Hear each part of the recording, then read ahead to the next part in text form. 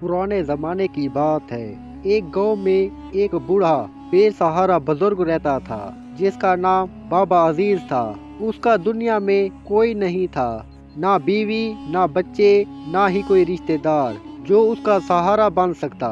वो अल्लाह के भरोसे जिंदा रहता था। बाबा अजीज का गुजारा भीख मांग कर होता था। बाबा अजीज किसी के लिए बुरा नहीं सोचता था।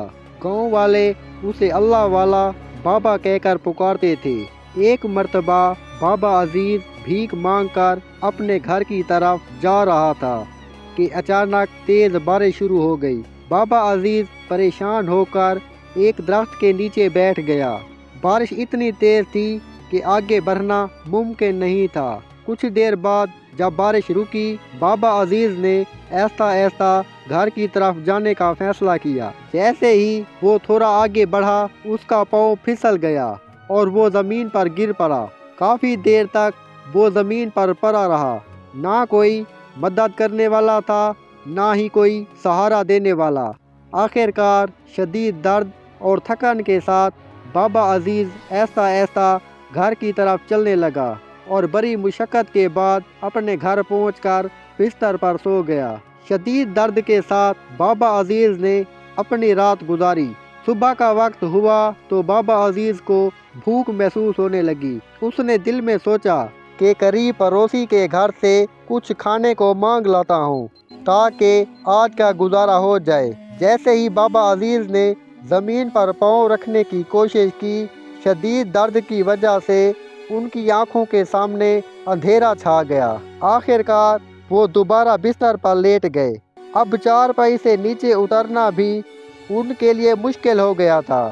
बाबा अजीज परेशान थे कि अब किस तरह खाने का बंदोबस्त किया जाए। जब कोई रास्ता नज़र ना आया तो उन्होंने अल्लाह के सहारे पर यकीन रखते हुए दोबारा बिस्तर पर सो जाने का फैसला किया। पूरा दिन गुजर गया लेकिन उनकी मदद को कोई ना आया। भूख बढ़ती गई लेकिन वो अब कुछ कर भी ना सकता था। रात को भी जब वो सोने की कोशिश करने लगा, भूख और दर्द ने उसे सुकून से सोने ना दिया। अभी आधी रात गुजरी थी कि अचानक बाबा अजीज के घर का दरवाज़ा खटकने लगा।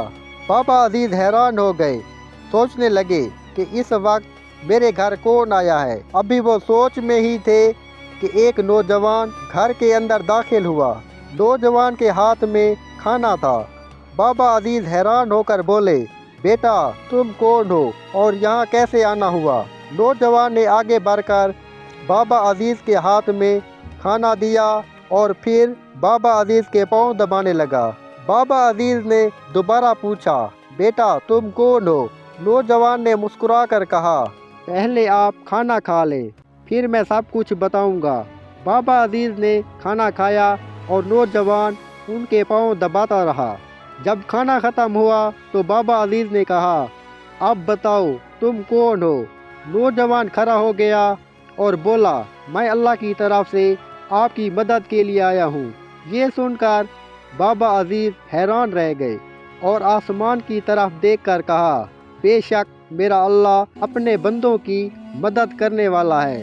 नौजवान ने बाबा अजीज के हाथ में एक छोटा सा रुमाल दिया और कहा, इस रुमाल से जो भी मांगोगे वो सब आपको दे दिया जाएगा।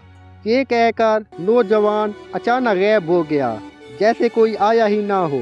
बाबा अजीज ने फौरन अल्लाह का शुक्र अदा किया और हैरत से उस रुमाल की तरफ देखने लगा।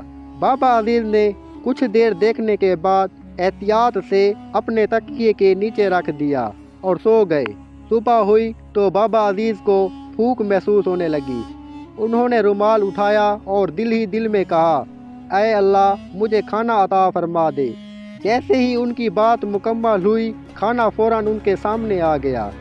बाबा अजीज हैरत से देखते रह गए। दिल में सोचने लगे कि अब मुझे भीख मांगने की ज़रूरत नहीं, अल्लाह ने खुद ही मेरी मदद फरमा दी है।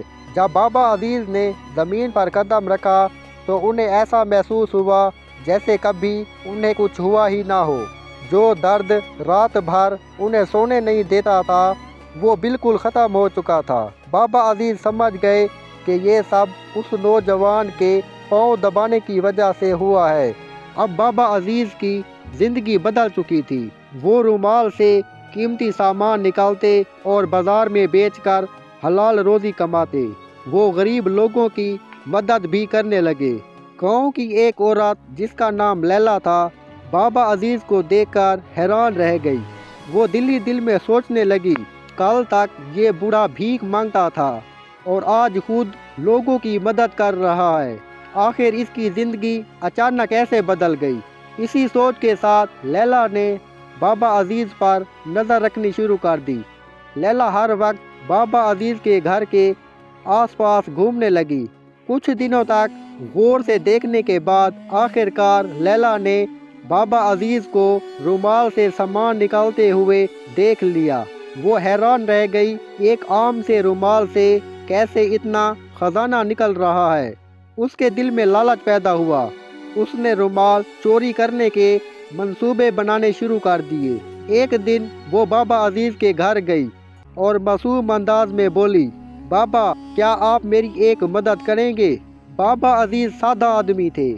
لیلا کے پریشان چہرے کو دیکھ کر بولے، بیٹی بتاؤ کیا چاہیے تمہیں؟ لیلا نے کہا، بابا میرا بچہ بیمار ہے، کیا آپ میرے بچے کے لیے بازار سے دوائی لے آئیں گے؟ بابا عزیز فوراً بولے، ہاں بیٹا کیوں نہیں، میں ابھی تمہارے بچے کے لیے دوائی لے کر آتا ہوں۔ بابا عزیز بازار کی طرف روانہ ہو گئے۔ جیسے ہی وہ گھر سے نکلے، لیلا نے گھر کی تلاشی لینی شروع کی اور آخر کار رومال تلاش کر لیا۔ اس نے فوراً رومال اپنے دوپٹے میں چھپا لیا اور خاموشی سے کھڑی ہو گئی۔ کچھ دیر بعد بابا عزیز دوا لے کر پہنچ گئے۔ لیلا نے دوا ہاتھ میں پکڑی، شکر ادا کیا اور اپنے گھر کی طرف چلی گئی۔ رات کا وقت ہوا تو بابا عزیز نے سوچا کہ رومال سے کچھ کھانے کو نکال لیا جائے۔ انہوں نے تکیے کے نیچے ہاتھ ڈالا لیکن وہاں رومال موجود نہ تھا۔ بابا عزیز پریشان ہو گئے۔ انہوں نے ادھر ادھر دیکھا، پورے گھر میں تلاش کیا مگر رومال کہیں نظر نہ آیا۔ وہ سمجھ چکے تھے کہ یہ لیلا کا کام ہے۔ بابا عزیز کے دل میں کوئی شکوہ نہ آیا، بس اللہ کے بھروسے پر بیٹھ گئے اور سوچنے لگے، میری مدد میرا اللہ خود کرے گا۔ ادھر لیلا اپنے گھر میں رومال دیکھ کر خوش ہو رہی تھی۔ اس نے سوچا کہ کیوں نہ اس رومال سے قیمتی زیورات مانگے جائیں۔ لیلا نے رومال اٹھایا اور کہا، اے رومال مجھے قیمتی زیورات دے دے۔ جیسے ہی اس کی آواز ختم ہوئی، رومال میں سے خطرناک سانپ نکل آئے۔ لیلا گھبرا گئی، فوراً رومال زمین پر پھینک دیا اور زور زور سے چیخنے لگی۔ لیلا کی چیخوں کی آواز بابا عزیز کے کانوں تک پہنچی۔ وہ فوراً لیلا کے گھر کی طرف دوڑے۔ بابا عزیز نے جب رومال سے سانپ نکلتے دیکھے تو فوراً آگے بڑھ کر رومال اٹھا لیا۔ جیسے ہی بابا عزیز نے رومال ہاتھ میں لیا، تمام سانپ غائب ہو گئے۔ بابا عزیز نے لیلا کو سنبھالا۔ لیلا شرمندہ ہو گئی۔ وہ بابا عزیز کے قدموں میں گر گئی اور معافی مانگتے ہوئے بولی، بابا آپ اپنا رومال لے جاؤ، مجھے میرے کیے کی سزا مل گئی ہے، یہ رومال واقعی آپ کے لیے ہے۔ بابا عزیز رومال لے کر خاموشی سے اپنے گھر چلے گئے۔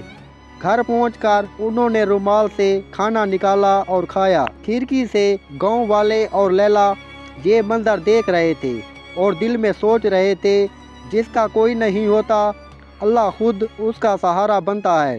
اس دن کے بعد گاؤں کے لوگ بابا عزیز کی بہت عزت کرنے لگے۔ جو بھی ضرورت مند ہوتا بابا عزیز کے پاس آتا۔ بابا عزیز سب کی مدد کرنے لگے۔ یوں ایک رومال سے پورے گاؤں کی تقدیر بدل گئی۔ اللہ نے ایک بے سہارا بندے کی مدد کی۔ بے شک اللہ جسے جو عطا کر دے اسے کوئی روک نہیں سکتا۔